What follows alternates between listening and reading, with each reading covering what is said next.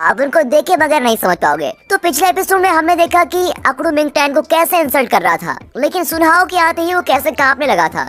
सुनहाओ उसको डांटता है कि मैंने तुमको वार्न किया था कि इस लड़के को परेशान मत करो, फिर भी तुम्हारी इतनी हिम्मत कि उसकी ड्यूटी के टाइम में उसको तंग कर रहे हो। और अब अकड़ू डर के मारे चुप रहता है। चलो चुपचाप मिंगटैन से माफी मांगो और यहाँ से भाग जाओ। लेकिन मिंगटैन कहता है कि माफी मांगने की कोई जरूरत नहीं है, ये मुझे अकेला छोड़ दे और कभी मेरे रास्ते में ना आए, यही मेरे लिए काफी है।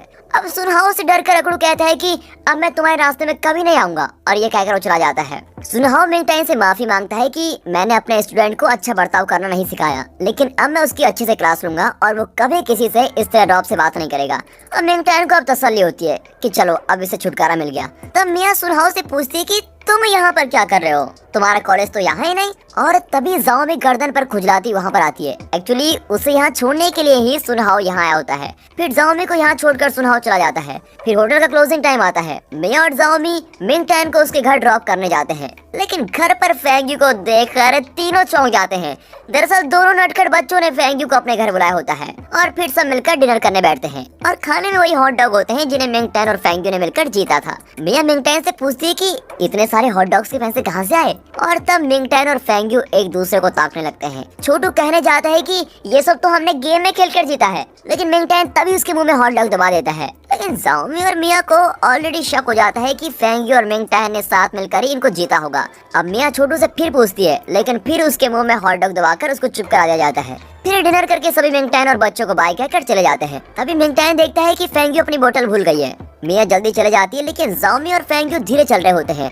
जाओमी कहती है कि आजकल तुम्हारा बिहेवियर मुझे अजीब लग रहा है, तुम हमारे साथ कॉलेज कैंटीन में कभी नहीं आती थी, लेकिन आजकल मिंगटैन के साथ कैंटीन में बैठकर लंच भी करती हो। वाह, हमें देखकर तो कभी हंसती भी नहीं थी, लेकिन मिंगटैन को देखकर तो हंस हंस के बातें भी करती हो। कुछ है क्या तुम्हारे बीच में? और अपने घर से तुम कभी बाहर नहीं निकलती थी, लेकिन अब देखो मिंगटैन के घर तक आ पहुंची। और हॉट डॉग्स खाने थे तो अपने घर पे मंगवा लेती ना, इतने दूर आने की क्या जरूरत थी? क्या तुम उससे प्यार करती हो? अरे बताओ ना, अपने क्लोज फ्रेंड को भी नहीं बताओगी? इस पर फेंग्यू कहती है कि अरे वो मेरा जूनियर है, मैं उससे प्यार वगैरह नहीं करती। अच्छा, जूनियर है? कॉलेज में भले ही वो तुम्हारा जूनियर है, लेकिन हाई स्कूल के बाद वो 3 साल घर पे बैठा रहा, मतलब ये कि तुम उससे 1 साल छोटी हो। तो फेंग्यू कहती है छोटी हो तो क्या हुआ, वो मेरे बराबर का तो है नहीं। अगर हम दोनों के बीच बॉक्सिंग मैच हुआ ना, तो मेरे सामने 30 मिनट भी नहीं टिक पाएगा। एक बात समझ लो, मुझे वो बिल्कुल भी पसंद नहीं है और ना ही कभी पसंद आएगा। और ये कहकर फेंग्यू चले जाती है। अब ये सोचती है कि हाँ, शायद मैं ही कंफ्यूज हो गई थी, और ऐसा सोचकर घर चली जाती है। तभी पीछे से स्लो मोशन में दिखाते हैं कि मिंगटैन फेंग्यू की बोतल देने आया था और उनकी सारी बातें उसने सुन ली है। अब वो बेचारा बहुत दुखी होता है कि फेंग्यू उसके लिए ऐसा कह रही थी। अगर आप किसी से बहुत प्यार करते हैं और वो आपके पीछे पीछे इस तरह की बातें करे तो आपको कितना हर्ट होगा, है ना? मिंगटैन भी बहुत ही हर्ट हो जाता है। घर में बच्चे मिंगटैन से पूछते हैं कि फेंग्यू को बोतल क्यों नहीं दिया, तो मिंगटैन बहुत ही मायूस होकर कहता है कि अब वो हमसे बहुत दूर जा चुकी है और इसीलिए मैं उसको नहीं दे पाया। फिर उसको ख्याल आता है कि जब फेंग्यू पहली बार घर आई थी तो इस घर को अजीब तरीके से देख रही थी। इतना ही नहीं, उसने चाय पीने से भी मना कर दिया था, शायद इसीलिए वो अपनी बोतल में ड्रिंक लेकर आई थी। और इस तरह ऐसा सोचकर वो बहुत ही बुरा फील कर रहा होता है। अब अगले दिन कॉलेज में फेंग्यू सबसे पहले लाइब्रेरी जाती है। बाकी स्टूडेंट्स कहते हैं कि हमारी क्वीन बॉक्सिंग में फर्स्ट तो है ही, साथ ही पढ़ाई में भी नंबर 1 है, तभी तो लाइब्रेरी में जाकर बुक्स पढ़ती है। लेकिन दोस्तों, अंदर बात कुछ और ही होती है। प्यार कैसे करना चाहिए, क्या मुझे प्यार हो गया है, प्यार के साइड इफेक्ट्स क्या है? फेंग्यू ऐसी बुक्स चुनकर अपना जनरल नॉलेज को बढ़ा रही होती है। अब वो सोचने लगती है कि मिंगटैन से मैं अट्रैक्ट क्यों हो रही हूँ, और फिर लव से रिलेटेड कुछ बुक्स उठाकर वो चुपचाप पढ़ने लगती है। तभी एंड वक्त पर मिंगटैन वहाँ पर आता है। उसको अचानक देखते ही फेंग्यू चिल्ला देती है और नर्वस होकर बुक छुपा लेती है। फिर वो कहती है मैं एक इम्पोर्टेंट रिपोर्ट लिख रही थी, तुम्हें क्या चाहिए बताओ जल्दी। मिंगटैन कहता है कि तुमने जो साइकिल मुझे दी है मैं उसके बारे में बात करने आया हूँ। अब इस पर फेंग्यू झट से कह देती है चाहे कुछ भी हो जाए मैं साइकिल वापस नहीं लूंगी और उसके बारे में बात मत करना। वो ये सब बड़ी टेंशन में कर रही होती है। तो मिंगटैन कहता है कि साइकिल वापस मत लो, लेकिन वो बहुत ही महंगी है, इसलिए उसके बदले में मैं तुम्हारा कोई भी काम करना चाहता हूँ। लेकिन वो कहती है कि मुझे तुम्हारी सर्विस की कोई जरूरत नहीं है। तो वो कहता है कि हाँ, मैं जानता हूँ कि तुम्हारे पास सब कुछ है, लेकिन फिर भी अगर तुम्हें किसी काम की जरूरत पड़े तो मुझको बता देना, मैं हर काम को करने को तैयार हूँ। अब ये कहकर मिंगटैन जाने लगता है और फेंग्यू उसको देखती रह जाती है। तभी अचानक मिंगटैन मुड़ता है, लेकिन फेंग्यू अपना मुंह मोड़ लेती है। दरअसल दोस्तों, फेंग्यू मिंगटैन से बहुत ही प्यार करती है, लेकिन वो नहीं चाहती कि मिंगटैन ये सब जाने, और इस तरह की कंफ्यूजन में ही वो कभी कभी मिंगटैन से बहुत ही हार्श बिहेव करती है। लेकिन बाद में सोचती है कि मैंने ये सब क्या कह दिया, क्या प्यार में ये सब नॉर्मल है? दोस्तों मुझे तो नहीं पता, आपको पता है तो कमेंट्स में बता दीजिए। अब फेंग्यू फिर अंदर जाकर बुक्स पढ़ने लगती है और तब उसे मिंग टैन की याद आती रहती है। नूडल शॉप में मिंग टैन ने धीरे से फेंग्यू के बाल हटाए थे और फिर हॉट डॉग गेम खेलने के बाद मिंग टैन ने उसके चेहरे से आटा साफ किया था और ये सारी बातें उसको याद आती हैं और वो मुस्कुराने भी लगती है। अब मिंग टैन के घर पर एक पार्सल आता है जिसमें एक क्यूट सा केक होता है। छोटू उसको खोलकर खाने ही वाला होता है कि छोटी मना कर देती है और मिंग टैन को कॉल करती है। मिंग टैन अपने पार्ट टाइम जॉब में होता है। इतने में मिया कॉल करके कहती है कि मैं तुम्हारे घर जा रही हूँ, वहाँ छोटू और छोटी के लिए मैं सुबह खाना बनाने वाले हूँ, तुम भी लौट कर खा लेना। अब मिंग टैन उसको मना करने की कोशिश करता है लेकिन वो उसको बोलने ही नहीं देती। तभी छोटी भी उसे कॉल कर रही होती है। मिंग टैन मिया की कॉल काटकर छोटी को कॉल करता है लेकिन उसका कॉल फिर नहीं लगता।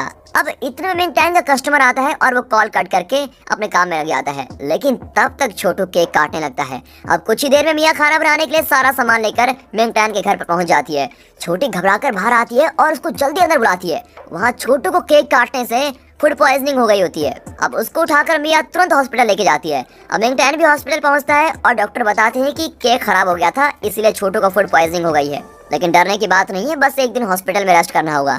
अब मिया मिंग टैन को वो पार्सल दिखाती है जिसमें मिंग टैन का एड्रेस होता है लेकिन सेंडर का एड्रेस या नाम कुछ भी नहीं होता। तो मिया कहती है कि किसी ने ये जानबूझकर किया है, लेकिन मिंग टैन कहता है कि मैं उस कुरियर ऑफिस में किसी को जानता हूँ और फिर उसको कॉल करता है। अब यहाँ फेंग्यू कॉलेज के बाद अपने भाई फेंग जोई से मिलने जाती है। उस बिल्डिंग में उसे एक औरत क्रॉस करती है जिसकी आवाज फेंग्यू को पहचानी सी लगती है। अब फेंग्यू उसको रोककर कहती है, आंटी आप कैसी हैं, क्या मुझे भूल गई? वो औरत कहती है, मैं तो तुमको जानती भी नहीं। और तब फेंग्यू कहती है कि अरे मैं अंकल जी के साथ कई बार आपके घर भी आई हूँ, लेकिन वो औरत पहचाने से इनकार कर देती है और जल्दी जल्दी बाहर चली जाती है। तब फेंग जोई आ जाता है और फेंग्यू उसे उस औरत के बारे में बताती है। फिर वो फेंग जोई को बहनों के होटल में लेके जाती है और बताती है कि यहाँ का फूड बहुत ही टेस्टी है, तुम्हें पसंद आएगा। तब बयून आकर दोनों का स्वागत करता है और फेंग जोई से भी इंट्रोड्यूस हो जाता है। फिर वो इन दोनों के लिए होटल का सबसे अच्छा डिश लेने जाता है। फिर फेंग्यू बताती है कि वो औरत सच में अंकल जी की वाइफ ही है, उन्होंने बहुत अच्छे कपड़े पहन रखे थे, मतलब वो जरूर अच्छी लाइफ जी रही है। लेकिन मैंने तो सुना था कि अंकल जी के गुजर जाने के बाद आंटी सिटी छोड़कर चली गई थी और लगता है वो यहीं रहती हैं। अब बयून उनका डिश लेकर आता है और वो बहुत ही एक्साइटेड होता है। कहता है मैं खुद आपको सर्व करूंगा, मैं आपके लिए कुछ भी करने को तैयार हूँ। अब इस तरह वो मस्का लगा रहा होता है। तब फेंग जोई कहता है कि मेरी तुमसे सिर्फ एक रिक्वेस्ट है, तुम प्लीज जरा चुप हो जाओ और यहाँ से दूर चले जाओ, हम खुद ही खा लेंगे। अब बयूनो चुप होकर चला जाता है। यहाँ हॉस्पिटल में मिंग टैन कुरियर ऑफिस वाले उसके फ्रेंड को कॉल करके पूछता है तो वो बताता है कि वो पार्सल अकड़ू नहीं भेजा था। और ये सुनकर मिंग टैन को इतना गुस्सा आता है कि मिया भी डर जाती है और मिंग टैन वहाँ से भाग जाता है। और मिया जानती है कि वह जरूर सुनहाओ की कॉलेज जाकर अकड़ू को पीटने वाला है, इसलिए वो मदद के लिए जाओमी को बुलाती है। और जाओमी तुरंत फेंग्यू को कॉल करके बताती है कि मिंग टैन किसी प्रॉब्लम में फंसने वाला है, तुम जल्दी आओ। अब अगले सीन में मिंग टैन सुनहाओ की कॉलेज में पहुंच जाता है और हर तरफ अकड़ू को ढूंढता रहता है कि कहाँ मिलेगा कहाँ मिलेगा। और फिर आखिरकार वो अकड़ू को ढूंढ लेता है और कहता है कि आज मैं तुम्हें जिंदा नहीं छोड़ूंगा। और ये कहकर वो अकड़ू को मारने जाता है लेकिन सब उसको रोक लेते हैं, लेकिन वो अपना गुस्सा कंट्रोल ही नहीं कर पाता। और तब जियाओ फेंग वहाँ पर आती है और उससे बताती है कि ये ज़ेंगजी कॉलेज का है और टूर्नामेंट में फेंग्यू ने इसे ही अपना अपोनेंट चुना है। अब जियाओ फेंग कहती है कि ज़ेंगजी कॉलेज की होकर यहाँ आने की हिम्मत कैसे हुई तुम्हारी? मिंग टैन कहते हैं कि ये मेरी और अकड़ू की प्रॉब्लम है, तुम बीच मत बोलो। अब अकड़ू जियाओ फेंग को उकसाने लगता है और वो कहती है कि हमारे कॉलेज में आकर तुम हमारे स्टूडेंट को मारोगे, अगर हिम्मत है तो मेरे साथ लड़ो। और ये कहकर मिंग टैन को चैलेंज करती है और उस पर ग्लव्स फेंकती है और फिर दोनों ही बॉक्सिंग रिंग के अंदर होते हैं और मिंग टैन पर पंचेस की बरसात कर रही होती है। तब सुनहाओ आता है और जियाओ फेंग को डांटता है। फिर वो बाकी स्टूडेंट्स को भी डांटता है कि इन दोनों को रोकने के बजाय तुम तमाशा देख रहे हो। फिर वो मिंग टैन से पूछता है कि अरे तुम यहाँ पर क्यों आए हो? तो मिंग टैन उसे सब कुछ बता देता है और कहता है कि अकड़ू की वजह से मेरा भाई हॉस्पिटल में है, लेकिन अकड़ू झूठ बोलता है कि मैंने ऐसा कुछ भी नहीं किया। अब सुनहाओ प्रॉमिस करता है कि वो इस बारे में पता जरूर लगाएगा और सब कुछ सबके सामने लेकर आएगा। आगे कहता है कि अगर मुझे पता चला कि अकड़ू ने यह किया है तो उसके खैर नहीं। तभी एक लड़का आकर कहता है कि ज़ेंगजी कॉलेज की स्टूडेंट्स आई है। अब सब टेंशन में बाहर आ जाते हैं और बैकग्राउंड म्यूजिक भी टेंस होने लगता है। अभी लोग सोच रहे होते हैं कि बहुत सारे स्टूडेंट्स आए होंगे, लेकिन दोस्तों वहाँ पर सिर्फ फेंग्यू और जियाओमी खड़ी होती है, लेकिन ये दोनों 10 के बराबर हैं। फेंग्यू कहती है कि चुपचाप मिंग टैन को हमारे साथ भेज दो। अब सुनहाओ कहता है कि मिंग टैन यही है, उसने बताया कि अकड़ू ने कोई गलती की है, उसका पता लगाकर मैं खुद उसको वापस भेजने वाला था। और तब मिंग टैन बाहर आता है और उसको चोट लगी होती है अब ये देखकर इन दोनों को बहुत ही गुस्सा आता है और लड़ने के लिए बिल्कुल तैयार हो जाती हैं। तब मिया भी आ जाती है और कहती है कि मिंग टैन पर हाथ उठाने के लिए तुम सब थोड़ी देर में पछताने वाले हो। लेकिन सुनहाओ उनको रोक कर कहता है कि हमारे दोनों कॉलेजेस में कभी झगड़ा नहीं हुआ और ना ही मैं होने दूंगा। ये जरूर कोई मिसअंडरस्टैंडिंग की बात है और मैं इसको जरूर क्लियर कर दूंगा। अब फेंगी गुस्से में कहती है कि ये सब तो तुम्हें मिंग टैन पर हाथ रखने से पहले सोच लेना चाहिए था। तुम लोगों ने उसको मारा है और अब तुम लोग बहुत पछताओगे। और फिर एन वक्त पर वहाँ रेफरी आ जाती है। लगता है जहाँ लड़ाई होती है वहाँ ये रेफरी ऑटोमेटिकली टपक पड़ती है। वो कहती है कि ज़ैंगजी कॉलेज के स्टूडेंट्स को उनके प्रिंसिपल ने वापस बुलाया है। अब अगले सीन में ये चारों प्रिंसिपल रूम में खड़े होते हैं और प्रिंसिपल इनकी आरती उतारते रहते हैं। वो खूब डांटते हैं कि क्या तुम कॉलेज के रूल्स भूल गए कि कॉलेज के बाहर कोई लड़ाई नहीं होनी चाहिए। अब इस पर मिंग टैन सारा ब्लेम अपने सर पर ले लेता है और पनिशमेंट के लिए बिल्कुल तैयार हो जाता है। लेकिन तीनों लड़कियां कहती हैं कि नहीं सर, उस कॉलेज के स्टूडेंट्स मिंग टैन को मारने आए थे और इसने सिर्फ अपना सेल्फ डिफेंस किया था। अच्छा, तो ये खुद उनके कॉलेज के अंदर घुस गया और फिर इसने अपना सेल्फ डिफेंस भी कर लिया है। ये तोता मैना वाली कहानी ना किसी और को सुनाना, समझे। ये उनकी कॉलेज के अंदर गया क्यों था और इसने कॉलेज के रूल्स तोड़े हैं और इसको पनिशमेंट तो जरूर मिलेगी।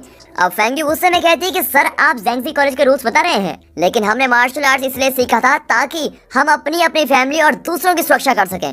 मिंग टैन का भाई मुसीबत में था, इसलिए मिंग टैन उसके लिए लड़ने को तैयार हो गया। अगर मेरे भाई के साथ किसी ने ऐसा किया होता तो मैं तो उसकी चटनी बना देती।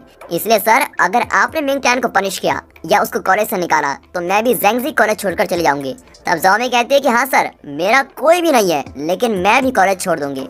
और मिया कहती है कि इन दोनों के बिना तो मैं भी कॉलेज नहीं आऊंगी। और इस तरह तीनों मिंग टैन को खूब सपोर्ट करती है।